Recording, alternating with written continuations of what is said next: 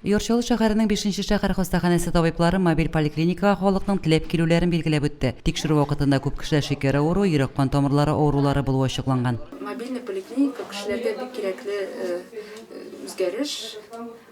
Чөнки пациентлар алар больницага барырга, яшьләре олы, хәрәкәтләнү авыр, шул яктан мобильная поликлиника файдалы дип мин саныйм. Основная цель реализации этой программы – это улучшение доступности оказания медицинской помощи. Поэтому такие мероприятия наши жители нашего района ждут.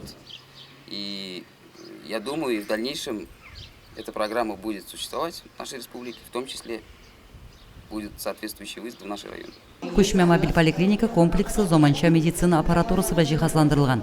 Әлеге автомашинада хезмәт күрсәтүче табиблар белән авыл халкы рәхәтләнеп русча да, софт татар телендә дә аралашты. Авыл өчен мондый күчмә поликлиникалар бик кирәк. Ни өчен? Чөнки авыл кешесе ул әле үзенең хуҗалыгыннан тиз генә чыгып китә алмый.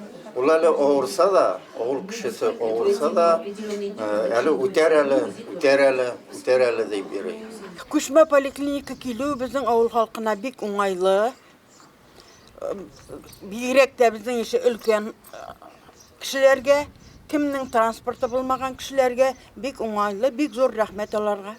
Для нас то, что приехало в наше село мобильная поликлиника, очень даже хорошо. Жители не могут, которые ходить, ездить на дальние расстояния. Для них это хорошо. На своих машинах мы будем возить, перевозить, кто не может.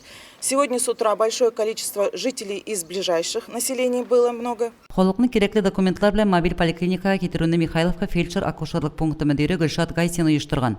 Мобиль поликлиникада регистратура, лаборатория, диагностика, терапевт, эндокринолог, офтальмолог, невролог, гинеколог, уролог бүлмәләре бар. Лилия Шәймиева, Динар Нуртдинов, Мөслим телевидениесе.